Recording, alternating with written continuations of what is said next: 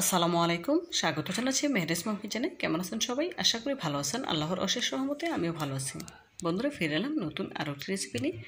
আজ আপনাদের তৈরি করে দেখাবো দোকানের মতো পারফেক্ট গজা। আশা করি রেসিপিটা আপনাদের ভালো লাগবে। তো বন্ধুরা, স্কিপ না করে পুরো ভিডিও জুড়ে সাথে থাকার অনুরোধ রইল।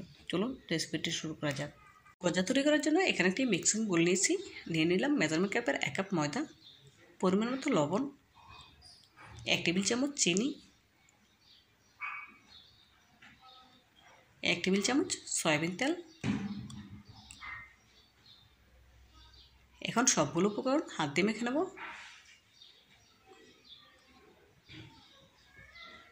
ময়দার সাথে সবগুলো উপকরণ খুব ভালোভাবে মেখে নিতে হবে। দেখুন, মেখে নেওয়া হয়ে গেছে। এভাবে করে হাত দিয়ে মুষ্টি করলেই দলা পেকে যায়। এরকম হলে বুঝতে পারবেন গজার জন্য পারফেক্টভাবে মেশানো হয়ে গেছে। এখন এতে অল্প অল্প পানি দিয়ে ডো তৈরি করে নিতে হবে। এখানে আমি নর্মাল পানি অ্যাড করেছি। এখন মসৃণ একটি ডো তৈরি করে নেব।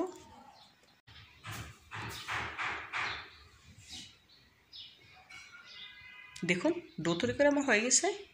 কতটা মসৃণ হয়েছে দেখে নিশ্চয়ই বুঝতে পারছেন। এখন এখান থেকে পরিমাণ মতো ডো নিয়ে গজা তৈরি করে নেব।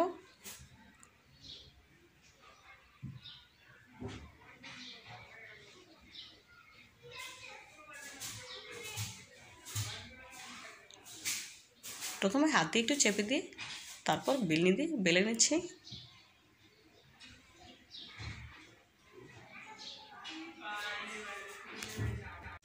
ঠিক যেভাবে করে দোকানে গজা তৈরি করা হয় সেরকমভাবে দেখুন বেলে নেওয়া হয়ে গেলে এখন একটি কাঁটা চামচের সাহায্যে ছিদ্র করে দেবো, যাতে করে গজাটি ফুল উঠতে না পারে। দেখুন, একইভাবে সবগুলো গজা তৈরি করে নেব। সবগুলো গজা তৈরি করা হয়ে গেছে। এখন তেলে ভেজে নেওয়ার পালা। ভেজে নেওয়ার জন্য চুলে একটি প্যান বসিয়ে এতে পর্যাপ্ত পরিমাণ তেল গরম করে নিয়েছি। ফুটন্ত গরম করে নিই, কুসুম গরম করে নিয়েছি। কুসুম গরম তেলেই গজাগুলো ছেড়ে দিতে হবে। দেখুন, গজাগুলো উপরে ভেসে উঠেছে। বন্ধুরা, চুলার আঁচ লো টু মিডিয়াম হিটে রেখেছি। হাই হিটে করে ভাজা যাবে না, এতে করে গজাগুলো ফুলে উঠবে, ততটা মুচমুচে হবে না। সেজন্য শুরু থেকে শেষ পর্যন্ত লো টু মিডিয়াম হিটে রেখেই গজাগুলো ভেজে নিতে হবে।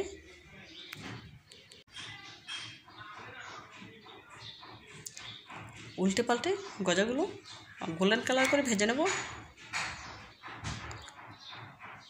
দেখুন বন্ধুরা, এই পর্যায়ে গজাগুলো আমার গোল্ডেন কালার করে ভাজা হয়ে গেছে। এখন একটি চাকনির সাহায্যে তুলে তেলটা সেঁকে নিচ্ছি। তেলটা সেঁকে নেওয়া হয়ে গেলে একটি বাটিতে তুলে নেব। একই প্রসেসে বাকি গজাগুলো ভেজে নিয়েছি। এখন শিরা তৈরি করার পালা। দেখুন, শিরা তৈরি করার জন্য চুলে একটি প্যান বসিয়ে নিয়েছি। দিয়ে দিলাম মেজারমেন্ট কাপে 2 কাপ চিনি। এখানে আমি ব্রাউন কালার চিনিটা নিয়েছি, আপনার চাইলে হোয়াইট চিনি দিয়েও করতে পারেন, কোনো অসুবিধা নেই।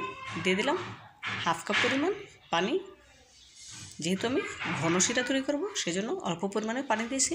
দেখুন, চিনি শিরা বলক চলে এসেছে। অনবরত নেড়ে রাখতে হবে, যেহেতু ঘন শিরা সেজন্য।